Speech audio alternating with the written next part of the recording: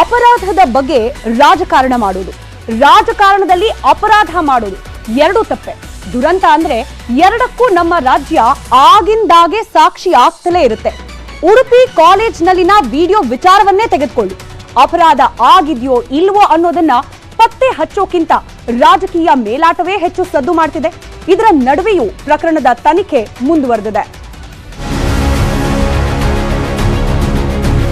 10 ಅನುಮಾನ, ಗೊಂದಲಕಾರಿ ಹೇಳಿಕೆ, ಬಿಜೆಪಿ ಪ್ರಕಾರ ಬಾಂಬಿಡೋರು, ಕಾಂಗ್ರೆಸ್ ಪ್ರಕಾರ ಅಮಾಯಕರು, ಕಾಲೇಜಿನವರ ಪ್ರಕಾರ ಕೇವಲ ಫನ್ಗಾಗಿರೋ ಉಡುಪಿ ಕಾಲೇಜಿನಲ್ಲಿ ಮಾಡಿದ ವಿಡಿಯೋ ಕೇಸ್ಗೆ ದೊಡ್ಡ ಟ್ವಿಸ್ಟ್ ಸಿಕ್ಕಿದೆ. ಬಿಜೆಪಿ ಎಬಿವಿಪಿ ಪ್ರತಿಭಟನೆ ಬೆನ್ನಲ್ಲೇ ಎಸ್ಪಿ ಅವರು ತನಿಖಾಧಿಕಾರಿಯನ್ನ ಬದಲಾಯಿಸಿದ್ದಾರೆ. ಕುಂದಾಪುರದ ಡಿವೈಎಸ್ಪಿ ಬೆಳ್ಳಿಯಪ್ಪಗೆ ತನಿಖೆಯ ಹೊಣೆ ನೀಡಿದ್ದಾರೆ. ತನಿಖೆಯ ಹೊಣೆ ಹೊರುತ್ತಿದ್ದಂತೆ ಬೆಳ್ಳಿಯಪ್ಪ ಭರ್ಜರಿ ವಿಚಾರಣೆ ನಡೆಸಿದ್ರು. ವಿಡಿಯೋ ಮಾಡಿದ್ದಾರೆ ಎನ್ನಲಾದ ಶಬ್ನಾಜ್, ಆಲ್ಫಿಯಾ, ಅಲಿಮಾ ವಿಚಾರಣೆ ಮಾಡಲಾಯಿತು. ಬಳಿಕ ಸಂತ್ರಸ್ತ ಹಿಂದೂ ವಿದ್ಯಾರ್ಥಿನಿಯರನ್ನು ಕರೆಸಿ ಹೇಳಿಕೆ ಪಡೆಯಲಾಗಿದೆ. ಹಿಂದೂ ವಿದ್ಯಾರ್ಥಿನಿಯರ ವಿಡಿಯೋ ಮಾಡುತ್ತಿದ್ದಾರೆ ಎಂಬ ಸುದ್ದಿ ಹೊರಬೀಳುತ್ತಿದ್ದಂತೆ ಉಡುಪಿ ವಿದ್ಯಾರ್ಥಿನಿಯರು ಬೆಚ್ಚಿ ಬಿದ್ದಿದ್ದಾರೆ. ಪ್ರತಿ ಕಾಲೇಜಿನಲ್ಲಿ ಚೆಕಿಂಗ್ ಮಾಡುವ ತಂಡ ರಚನೆಯಾಗಬೇಕು ಅಂತಿದ್ದಾರೆ. ಎಲ್ಲರೂ ಒಟ್ಟಿಗೆ ಓದ್ತಾ ಇರುವಂತಹ ಸಂದರ್ಭದಲ್ಲಿ ಅವರದ್ದೇ ಸಹಪಾಠಿಗಳು, ಅದು ನಮ್ಮ ಊರಿನಲ್ಲಿಯೇ ನಮ್ಮ ಪಕ್ಕದಲ್ಲೇ ಈ ರೀತಿಯಾದಂತಹ ಒಂದು ಘಟನೆ ಆಗ್ತದೆ. ಯಾರೋ ವಿದ್ಯಾರ್ಥಿನಿಯರು ಅವರ ಸಹಪಾಠಿಗಳ ಖಾಸಗಿ ವಿಡಿಯೋನ ಮಾಡುವಷ್ಟು ಕೀಳು ಮಟ್ಟಕ್ಕೆ ಇಳಿತಾರೆ ಅಂತ ಹೇಳಿದ್ರೆ ಇದು ಅತ್ಯಂತ ಖೇದಕರವಾದ ಘಟನೆ. ಸೊ ಇದು ಆಬ್ವಿಯಸ್ಲಿ ನಾವೀಗ ವಾಶ್ರೂಮ್ಗೆ ಹೋಗ್ಬೇಕಾದ್ರೆ ಇನ್ಮೇಲಿಂದ ಹೆದರಿಕೆ ಆಗೋದಂತೂ ಸಹಜ ಸರ್. ಮೊಬೈಲ್ ಇದೆ ಅಂತ ನೋಡಕ್ಕಾಗದಿದ್ರು ನಾವು ಹಿಡನ್ ಕ್ಯಾಮೆರಾಸ್ ಅಂತ ಈಗೊಂದು ಹೊಸ ವಿಷಯ ಬಂದಿದೆ. ಸೊ ಅದನ್ನಾದ್ರೂ ನಾವು ಸ್ವಲ್ಪ ನೋಡ್ಕೊಳ್ಬೇಕು ಅನ್ನೋಂತ ಭಯ ಮುಟ್ಕೊಂಡು ಬಂದಿದೆ. ಒಂದು ಇನ್ವೆಸ್ಟಿಗೇಷನ್ ಟೀಮ್ ಅಂತ ಈಗ ಏನಾಗಿದೆ ಅದೇ ತರ ಒಂದು ಪ್ರತಿ ಕಾಲೇಜಲ್ಲೂ ಚೆಕಿಂಗ್ ಎಲ್ಲ ಆಗಬೇಕು. ಆಕ್ಷೇಪಾರ್ಹ ಪೋಸ್ಟ್ ಹಾಕಿದ್ದಾರೆ ಅಂತ ನಿನ್ನೆ ಬಿಜೆಪಿ ಕಾರ್ಯಕರ್ತೆ ಶಕುಂತಲಾ ನಟರಾಜರನ್ನ ಬಂಧಿಸಿ ಬಿಡುಗಡೆ ಮಾಡಲಾಗಿತ್ತು. ಅದನ್ನು ಖಂಡಿಸಿ ತುಮಕೂರಲ್ಲಿ ಭಾರೀ ಪ್ರತಿಭಟನೆ ನಡೆಸಲಾಯಿತು. ಒಂದು ಸರ್ಕಾರ ಜೀವಂತವಾಗಿದ್ದಿದ್ರೆ, ಸಿದ್ದರಾಮಯ್ಯನವ್ರ ಸರ್ಕಾರ ಜೀವಂತವಾಗಿದ್ದಿದ್ರೆ ಇಮಿಡಿಯೇಟ್ ಆಗಿ ಪೊಲೀಸ್ನವ್ರನ್ನ ಕಳಿಸಿ ಆಕ್ಷನ್ ತಗೋಬೇಕಾಗಿತ್ತು. ಯಾವಾಗ ಅಲ್ಲಿ 3 ಜನ ಮುಸಲ್ಮಾನ್ ಹೆಣ್ಮಕ್ಳು ಇನ್ವಾಲ್ವ್ ಆಗಿದ್ದಾರೆ ಅಂದ ತಕ್ಷಣ ಅದನ್ನ ಮುಚ್ಚಾಕುವಂತ ಪ್ರಯತ್ನ ಸರ್ಕಾರ ಮಾಡಿದ್ದಾಗ ಅದು ಶೌಚಾಲಯದಲ್ಲಿ ವಿಡಿಯೋ ರೆಕಾರ್ಡಿಂಗ್ ಮಾಡುವಂಥದ್ದನ್ನು ಪ್ರ್ಯಾಂಕ್ ಅಂತ ಕರೀತಾರಂತಾದರೆ ಆ ಪ್ರ್ಯಾಂಕ್ ಎಂಬ ಶಬ್ದಕ್ಕೆ ಒಂದು ರೀತಿಯಲ್ಲಿ ಅಪಮಾನ ಮಾಡಿದಾಗೆ ಅಂತ ನಾನು ಭಾವಿಸ್ತೇನೆ. ಮಹಿಳಾ ಆಯೋಗದ ಸದಸ್ಯೆಯಾಗಿ ಇಲ್ಲಿಗೆ ಬಂದಿರುವಂಥ ಖುಷ್ಬೂ ಅವರ ಹೇಳಿಕೆ ಬಹಳಷ್ಟು ನಮಗೆ ಬೇಸರವನ್ನು ತಂದಿದೆ. ಅವರು ಅವರ ಹೇಳಿಕೆಯನ್ನು ಮತ್ತೊಮ್ಮೆ ಪರಾಮರ್ಶೆ ಮಾಡಬೇಕು. ಉಡುಪಿ ಪ್ರಕರಣದ ರಾಜಕೀಯದ ಬಗ್ಗೆ ಸಿಎಂ ಸಿದ್ದರಾಮಯ್ಯ ಕಿಡಿಕಾರಿದ್ದಾರೆ. ಬಿಜೆಪಿಯವರು ಹೆಣದ ಮೇಲೆ ರಾಜಕೀಯ ಮಾಡೋರು ಎಂದಿದ್ದಾರೆ. FIR ಇಸ್ ರಿಜಿಸ್ಟರ್, ಇನ್ವೆಸ್ಟಿಗೇಷನ್ ಮಾಡ್ತಾ ಇದ್ದಾರೆ. ಇನ್ವೆಸ್ಟಿಗೇಷನ್ ಮಾಡಿ ಕಾನೂನು ರೀತಿ ಏನೇನು ಕ್ರಮ ತಗೋಬೇಕು ಎಲ್ಲ ಬಿಜೆಪಿಯವರು ಹೆಣದ ಮೇಲೆ ರಾಜಕೀಯ ಮಾಡೋರು ಅವರು. ಉಡುಪಿ ಘಟನೆಯ ಬಗ್ಗೆ ಜಿಲ್ಲಾ ಕಾಂಗ್ರೆಸ್ ಹೆಸರಲ್ಲಿ ಸೃಷ್ಟಿಸಿರುವ ಫೇಕ್ ಪೋಸ್ಟರ್ ವೈರಲ್ ಆಗ್ತಿದೆ. ಪ್ರಿಯಾಂಕ್ ಖರ್ಗೆ ನಡೆಯಿಂದ ಮುಜುಗರವಾಗುತ್ತಿದೆ ಎಂದು ಹೇಳಿರುವ ಪೋಸ್ಟರ್ ಸದ್ದು ಮಾಡುತ್ತಿದ್ದು ತನಿಖೆ ನಡೆಸುವಂತೆ ಕೈಪಡೆ ಆಗ್ರಹಿಸಿದೆ. ಬಿಜೆಪಿ ಹೈಕಮಾಂಡ್ಗೆ ರಾಜ್ಯ ಘಟಕದ ಬಗ್ಗೆ ಬೇಸರವೋ, ಅಸಮಾಧಾನವೋ, ನಿರ್ಲಕ್ಷ್ಯವೋ ಅಥವಾ ಬೇರೆಯದ್ದೇ ಏನಾದ್ರೂ ತಂತ್ರಗಾರಿಕೆಯೋ ಗೊತ್ತಿಲ್ಲ. ಆದ್ರೆ 3 ತಿಂಗಳಾಗ್ತಾ ಬಂದ್ರೂ ಕೂಡ 2 ಪ್ರಶ್ನೆಗೆ ಮಾತ್ರ ಉತ್ತರ ಕೊಡ್ತಾ ಇಲ್ಲ. ವಿರೋಧ ಪಕ್ಷದ ನಾಯಕ ಯಾರು, ಮುಂದಿನ ರಾಜ್ಯಾಧ್ಯಕ್ಷ ಯಾರು ಅನ್ನೋದು. ಇದರ ನಡುವೆ ಪದಾಧಿಕಾರಿಗಳ ಪಟ್ಟಿಯಿಂದ ಸಿಟಿ ರವಿ ಹೆಸರು ಹೊರಗೆ ಬಂದಿದ್ದು ಏನನ್ನೋ ಸೂಚಿಸುತ್ತಿರುವಂತಿದೆ.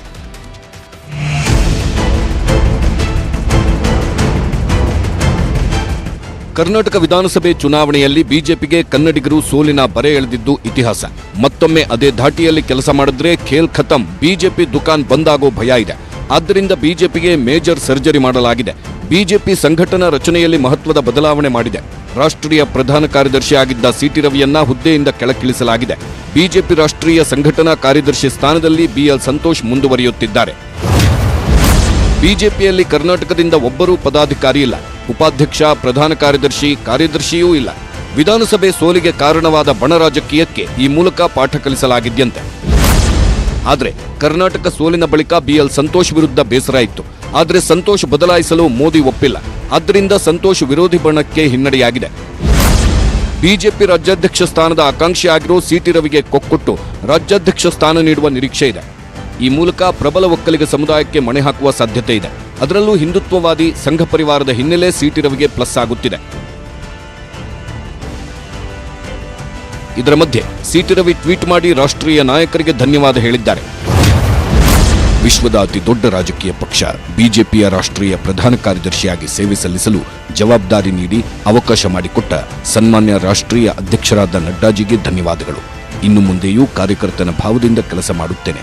ಪಕ್ಷ ನೀಡಿದ ಜವಾಬ್ದಾರಿಯನ್ನು ಕಾಯ ವಾಚ ಮನಸಾ ನಡೆಸುತ್ತೇನೆ. ಭಾರತ್ ಮಾತಾ ಕಿ ಜೈ. ರಾಷ್ಟ್ರೀಯ ಪ್ರಧಾನ ಕಾರ್ಯದರ್ಶಿ ಹುದ್ದೆಯಿಂದ ಕೆಳಗಿಳಿಸಿ ದೆಹಲಿಗೆ ಬನ್ನಿ ಅಂತ ಹೇಳಿ ಕರೆಸಲಾಗ್ತಾ ಇದೆಯಂತೆ ಸಿಟಿ ರವಿ ಅವರನ್ನ. ಇಲ್ಲಿಂದ ಖಾಲಿ ಕೈಯಲ್ಲಿ ಹೋಗೋರು ಬರುವಾಗ ರಾಜ್ಯಾಧ್ಯಕ್ಷ ಹುದ್ದೆಯ ಪಟ್ಟಾಭಿಷೇಕದ ಸಂದೇಶದೊಂದಿಗೆ ಬರ್ತಾರಾ ಅನ್ನೋದು ಸದ್ಯಕ್ಕಿರುವ ಕುತೂಹಲ. ಹಾಗಿನ ಕೇಸ್ ಏನಾದ್ರೂ ಪಟ್ಟಾಭಿಷೇಕ ಮಾಡಿದ್ರು ಕೂಡ ಯಾವ ಕಾರಣಕ್ಕೆ ಮಾಡಬಹುದು? ಸಿಟಿ ರವಿ ಅವರ ಪ್ಲಸ್ ಪಾಯಿಂಟ್ಸ್ ಏನು ಗಮನಿಸ್ತಾ ಹೋಗೋಣ. ಒಕ್ಕಲಿಗ ಸಮುದಾಯದ ಪ್ರಬಲ ನಾಯಕ. ಈಗ ಎರಡು ಜಾತಿ ಅಥವಾ ಸಮುದಾಯದ ಕಾಂಬಿನೇಷನ್ ನಲ್ಲಿ ವಿರೋಧ ಪಕ್ಷದ ನಾಯಕ ಹಾಗೆ ರಾಜ್ಯಾಧ್ಯಕ್ಷ ಸ್ಥಾನವನ್ನು ತುಂಬಬೇಕು ಅನ್ನೋ ಲೆಕ್ಕಾಚಾರ. ಆ ಲೆಕ್ಕಾಚಾರದಲ್ಲೇನೆ ಒಕ್ಕಲಿಗ ಸಮುದಾಯಕ್ಕೆ ರಾಜ್ಯಾಧ್ಯಕ್ಷ ಹುದ್ದೆಯನ್ನ ಕೊಟ್ಟ ಕೋಟಾ ಫುಲ್ಫಿಲ್ ಮಾಡಿದ ಹಾಗಾಗುತ್ತೆ ಸಿಟಿ ರವಿ ಅವರಿಗೆ ಆ ಹುದ್ದೆ ಕೊಟ್ರೆ. ಇದರ ಜೊತೆಗೆ ಬಿಜೆಪಿಯ ದೊಡ್ಡ ಪ್ಲಸ್ ಪಾಯಿಂಟ್ ಅಂತ ಹೇಳಿ ಪರಿಗಣಿಸಲ್ಪಡುವ ಹಿಂದುತ್ವ ಐಡಿಯಾಲಜಿ, ಹಿಂದುತ್ವವಾದವನ್ನ ಪ್ರತಿಪಾದಿಸ್ತಾ ಬಂದಿರುವವರ ನಾಯಕರ ಪೈಕಿ ಸಿಟಿ ರವಿ ಅವರು ಕೂಡ ಪ್ರಮುಖರು, ಪ್ರಬಲರು. ಇದರ ಜೊತೆಗೆ ಬಿಎಲ್ ಸಂತೋಷ್ ಪರವಾಗಿದ್ದೀವಿ ಅನ್ನೋ ಸಂದೇಶವನ್ನ ಪದಾಧಿಕಾರಿಗಳ ಪಟ್ಟಿಯಲ್ಲಿ ಅವರ ಹೆಸರನ್ನ ರಿಟೇನ್ ಮಾಡುವ ಮೂಲಕ ಸಂದೇಶ ನೀಡಿರುವ ಬಿಜೆಪಿಯ ಹೈಕಮಾಂಡ್ ಅದೇ ಬಿಎಲ್ ಸಂತೋಷ್ ಅವರ ಅತ್ಯಾಪ್ತ ಬಳಗದಲ್ಲಿರುವ ಸಿಟಿ ರವಿ ಅವರಿಗೆ ಈ ಹುದ್ದೆಯನ್ನ ಕೊಡಬಹುದು ಅನ್ನೋ ಲೆಕ್ಕಾಚಾರ ಕೂಡ ಬಿಜೆಪಿ ಆಂತರಿಕ ವಲಯದಲ್ಲಿ ನಡೀತಾ ಇದೆ. ಇದರ ಜೊತೆಗೆ ಕೇವಲ ಬಿಎಲ್ ಸಂತೋಷ್ ಮಾತ್ರ ಅಲ್ಲ, ಹೈಕಮಾಂಡ್ನ ಇತರೆ ನಾಯಕರ ಜೊತೆಯಲ್ಲೂ ಕೂಡ ಉತ್ತಮವಾದ ಸಂಬಂಧವನ್ನೇ ಉಳಿಸಿಕೊಂಡು ಬಂದಿದ್ದಾರೆ ಸಿಟಿ ರವಿ ಅವರು. ಇದರ ಜೊತೆಗೆ ರಾಜ್ಯದ ಪರಿಸ್ಥಿತಿಯಲ್ಲಿ ಬಿಜೆಪಿಗೆ ಅತ್ಯಂತ ಅವಶ್ಯಕತೆ ಇರೋದು ಒಬ್ಬ ವಾಗ್ಮಿ, ವಾಕ್ಚಾತುರ್ಯ ಇರುವ ನಾಯಕನನ್ನ ರಾಜ್ಯಾಧ್ಯಕ್ಷ ಹುದ್ದೆಯಲ್ಲಿ ಕೂರಿಸೋದು. ಆ ಕ್ಯಾಟಗರಿಯಲ್ಲೂ ಕೂಡ ಸಿಟಿ ರವಿ ಅವರು ಸಲ್ತಾ ಇದ್ದಾರೆ. ಇದರ ಜೊತೆಗೆ ಕಾಂಗ್ರೆಸ್ಗೆ ಸೆಡ್ಡು ಹೊಡೆಯೋ ಶಕ್ತಿ ಇರುವ ನಾಯಕನನ್ನ ರಾಜ್ಯಾಧ್ಯಕ್ಷನನ್ನಾಗಿ ಮಾಡುವ ಅನಿವಾರ್ಯತೆ.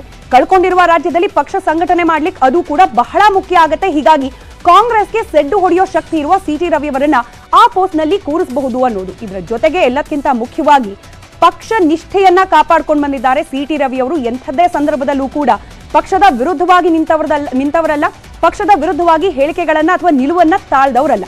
ಇದರ ಜೊತೆಗೆ RSS ಹಿನ್ನೆಲೆಯ ಬಲ ಕೂಡ ಸಿಟಿ ರವಿ ಅವರಿಗಿದೆ. ಎಲ್ಲಾ ಕಾರಣದಿಂದಾಗಿ ರಾಜ್ಯಾಧ್ಯಕ್ಷ ಹುದ್ದೆ ಸಿಟಿ ರವಿ ಅವರಿಗೆ ಒಲಿಬಹುದು ಅನ್ನೋದು ಸದ್ಯದ ಅಂದಾಜು. ಇನ್ ಕೇಸ್ ಸಿಟಿ ರವಿ ಅವರನ್ನೇ ರಾಜ್ಯಾಧ್ಯಕ್ಷರನ್ನಾಗಿ ಮಾಡಿಬಿಟ್ರೆ ಅಲ್ಲಿಗೆ ಮುಗ್ದೋಗುತ್ತಾ ಬಿಜೆಪಿ ಮುಂದಿನ ಸವಾಲು? ಖಂಡಿತವಾಗಿಲ್ಲ. ರವಿ ಅವರ ಮುಂದೆ ಕೂಡ ಹಲವು ಸವಾಲಿನ ಬೆಟ್ಟವೇ ಬಂದ್ ನಿಲ್ಲುತ್ತೆ. ಸವಾಲುಗಳೇನು ಗಮನಿಸ್ತಾ ಹೋಗೋಣ. ಯಡಿಯೂರಪ್ಪ ಅವರ ಜೊತೆಗಿರುವ ಸಮನ್ವಯತೆಯ ಕೊರತೆ. ಮೊನ್ನೆ ಹೋದ್ರು, ಕಾಲಿಗೆ ಬಿದ್ರು, ಆಶೀರ್ವಾದ ಪಡೆದುಕೊಂಡ್ರು, ಬಟ್ ಇಷ್ಟೇ ಆಗೋದಿಲ್ಲ ಅಲ್ವಾ? ಯಡಿಯೂರಪ್ಪ ಅವರ ವಿರುದ್ಧವಾಗೇನೆ ಇಂಡೈರೆಕ್ಟ್ ಆಗಿ ಹೇಳಿಕೆ ಕೊಟ್ಬಿಟ್ಟಿದ್ರು ಕಳೆದ ಚುನಾವಣೆ ನಂತರದ ಸಂದರ್ಭದಲ್ಲಿ. ಹೀಗಾಗಿ ಅಲ್ಲಿ ಒಂದು ಸಮನ್ವಯತೆಯ ಕೊರತೆ ಇರೋದು. ಮುಂದಿನ ದಿನದಲ್ಲಿ ಅದನ್ನ ಪ್ಯಾಚಪ್ ಮಾಡೋದು ಹೇಗೆ ಅನ್ನೋ ಸವಾಲು ಸಿಟಿ ರವಿ ಅವರ ಮುಂದೆ ಬಂದ್ರು ಅಚ್ಚರಿಯಿಲ್ಲ. ಇನ್ನು ಚಿಕ್ಕಮಗಳೂರು ವಿಧಾನಸಭಾ ಕ್ಷೇತ್ರದಲ್ಲಿ ನಡೆದ ಚುನಾವಣೆಯಲ್ಲಿ ಹೀನಾಯವಾಗಿ ಸೋಲನ್ನ ಅನುಭವಿಸಿದ್ದಾರೆ. ಒಬ್ಬ ಸೋತ ನಾಯಕನನ್ನ ನಾವು ರಾಜ್ಯದ ಅಧ್ಯಕ್ಷ ಅಂತ ಹೇಳಿ ಒಪ್ಕೊಳ್ಳೋದು ಹೇಗೆ ಅಂತ ಹೇಳಿ ಮುಂದಿನ ದಿನಗಳಲ್ಲಿ ಪಕ್ಷದ ನಾಯಕರೇ ಕೇಳಬಹುದು ಅನ್ನೋದಿದೆ. ಇದನ್ನ ಹೇಗೆ ಫೇಸ್ ಮಾಡ್ತಾರೆ ಅನ್ನೋದು ಕೂಡ ನೋಡ್ಬೇಕಾಗಿದೆ. ಈಗ ವಿಧಾನಸಭಾ ಚುನಾವಣೆಯಲ್ಲೇ ಸೋತಿದ್ದಾರೆ. ಲೋಕಸಭಾ ಚುನಾವಣೆ ಸಂದರ್ಭದಲ್ಲಿ ಹೇಗೆ ಪಕ್ಷವನ್ನ ಸಂಘಟಿಸ್ತಾರೆ?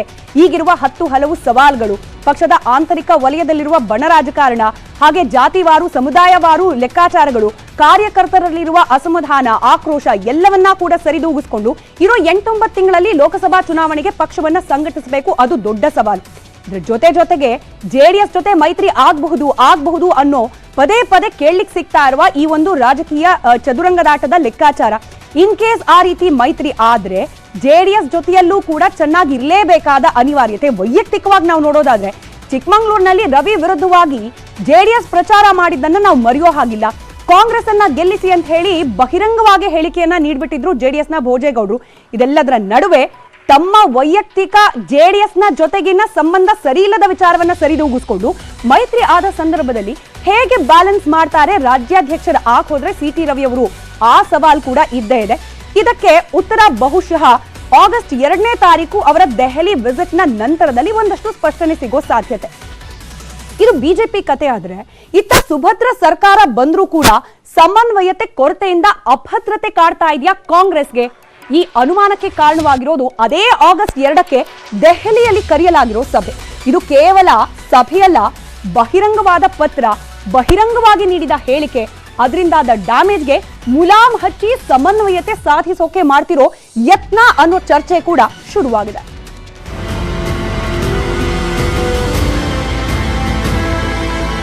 ಗ್ಯಾರಂಟಿ ಹೆಸರಲ್ಲಿ ಅಧಿಕಾರ ಹಿಡಿದಿರೋ ಕಾಂಗ್ರೆಸ್ಗೆ ನೆಮ್ಮದಿಯೇ ಇಲ್ಲದಂತಾಗಿದೆ.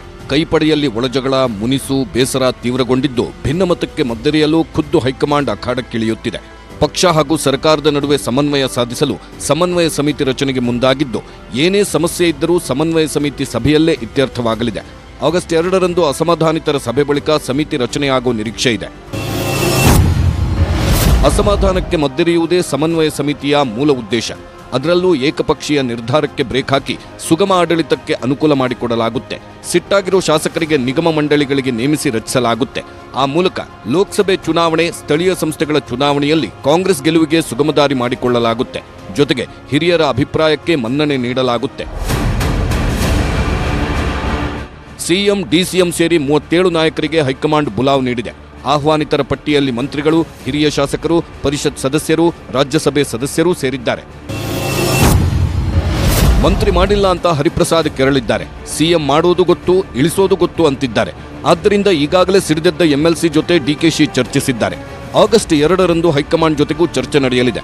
ಕಾಂಗ್ರೆಸ್ ಶಾಸಕರ ಅಸಮಾಧಾನದ ಬಗ್ಗೆಯೂ ಮಾತುಕತೆ ನಡೆಯುತ್ತೆ. ಶಾಸಕರ ಮನವಿಗೆ ಸಚಿವರು ಯಾಕೆ ಸ್ಪಂದಿಸುತ್ತಿಲ್ಲ? ಇದರಿಂದ ಸರ್ಕಾರದ ಮೇಲಿನ ನಂಬಿಕೆಗೆ ಪೆಟ್ಟು ಬೀಳುತ್ತಿದೆ. ವಿಪಕ್ಷಗಳಿಗೆ ಶಾಸಕರ ಪತ್ರಗಳೇ ಅಸ್ತ್ರಗಳಾಗಿವೆ. ಲೋಕಸಭೆ ಚುನಾವಣೆಯಲ್ಲಿ ಪಕ್ಷಕ್ಕೆ ಹಿನ್ನಡೆ ಮಾಡಬೇಡಿ ಎಂದು ಸೂಚಿಸುವ ಸಾಧ್ಯತೆ ಇದೆ. ಸದಾ ಕಾಂಗ್ರೆಸ್ ನಾಯಕರ ಟೀಕೆಗೆ ಪಾತ್ರವಾಗಿದ್ದ ಬೆಂಗಳೂರು ಮೈಸೂರು ಎಕ್ಸ್‌ಪ್ರೆಸ್ ವೇಗೆ ಇವತ್ತು ಖುದ್ದು ಸಿಎಂ ಸಿದ್ದರಾಮಯ್ಯ ಅವರೇ ಕ್ಲಿಯರೆನ್ಸ್ ನೀಡಿದ್ದಾರೆ. ಈಗ ಇರೋದರ ಜೊತೆಗೆ ಮತ್ತೊಂದಷ್ಟು ಸೌಲಭ್ಯ ಸೇರಿಸಿದ್ರೆ ಸರಿ ಹೋಗುತ್ತೆ ಅನ್ನೋ ಫರ್ಮಾನು ಹೊರಡಿಸಿದ್ದಾರೆ. ಬೆಂಗಳೂರು ಮೈಸೂರು ಹೆದ್ದಾರಿ ಅವೈಜ್ಞಾನಿಕ ಅಲ್ಲ, ಸೌಲಭ್ಯ ಹೆಚ್ಚಿಸಬೇಕು ಎಂದ ಸಿಎಂ ಸಿದ್ದರಾಮಯ್ಯ. ಬೆಂಗಳೂರು ಮೈಸೂರು ಹೆದ್ದಾರಿ ಬಗ್ಗೆ ಕಾಂಗ್ರೆಸ್ ನಾಯಕರು ಬೈದಿದ್ದು. ಹೆದ್ದಾರಿ ಅವೈಜ್ಞಾನಿಕವಾಗಿದೆ, ಅದೇ ಕಾರಣಕ್ಕೆ ಅಪಘಾತ ಆಗ್ತಿವೆ ಅಂತ ಕಿಡಿಕಾರಿದ್ರು. ಆದರೆ ಇಂದು ಹೆದ್ದಾರಿ ಪರಿಶೀಲನೆ ನಡೆಸಿದ ಸಿಎಂ ಸಿದ್ದರಾಮಯ್ಯ ಬೆಂಗಳೂರು ಮೈಸೂರು ಹೆದ್ದಾರಿ ಕಾಮಗಾರಿ ಅವೈಜ್ಞಾನಿಕ ಅಲ್ಲ ಅಂದ್ರು. ಅವೈಜ್ಞಾನಿಕ ಅಲ್ಲ, ಕೆಲವು ಫೆಸಿಲಿಟೀಸ್ಗಳೆಲ್ಲ ಆಗ್ಬೇಕು, ಕೆಲವು ಸೇಫ್ಟಿ ಮೆಜರ್ಸ್ಗಳಾಗಬೇಕಾಗಿದೆ. ಅದಕ್ಕೋಸ್ಕರನೇ ಇವೆಲ್ಲ ಮಾಡಬೇಕು ಅಂತೇಳಿ ಸೂಚನೆ ಕೊಟ್ಟಿದ್ದೀವಿ. ರೋಲೆಲ್ಲ ನಾವು ಕಲೆಕ್ಟ್ ಮಾಡೋದು, national highway authority of India ಅವ್ರು ಮಾಡೋದು. ನಾನು ಅವ್ರ ಜೊತೆ ಮಾತಾಡ್ತೀನಿ. ನಾನು I am going to Delhi, Gadkari ಅವ್ರಿಗೆ ಭೇಟಿ ಮಾಡಿದ್ದೀನಿ. ಸರ್ವಿಸ್ ರೋಡ್ಗಳು ಮಾಡಲಿಕ್ಕೋಸ್ಕರ 150 ಕೋಟಿ ರೂಪಾಯಿಂದು ಪ್ರಸ್ತಾವನೆನ ಕೇಂದ್ರ ಸರ್ಕಾರ ಕಳಿಸಿದ್ದಾರೆ. ನಾನು ಹೋಗ್ತೀನಿ, ಮಾತಾಡ್ತೀನಿ ಗಡ್ಕರಿ ಅವರು. ಬೆಂಗಳೂರು ಮೈಸೂರು ಹೆದ್ದಾರಿಯಲ್ಲಿ ಹೈಟೆಕ್ ತಂತ್ರಜ್ಞಾನ ಬಳಸಲಾಗ್ತಿದೆ. ಆರ್ಟಿಫಿಷಿಯಲ್ ಇಂಟೆಲಿಜೆನ್ಸಿ ತಂತ್ರಜ್ಞಾನ ಬಳಸಿ ವಾಹನಗಳ ಅತಿವೇಗದ ಚಾಲನೆ ಮೇಲೆ ನಿಗಾ ಇಡಲಾಗ್ತಿದೆ. ಆ ವ್ಯವಸ್ಥೆಗೆ ಸಿಎಂ ಸಿದ್ದರಾಮಯ್ಯ ಚಾಲನೆ ಕೊಟ್ಟರು.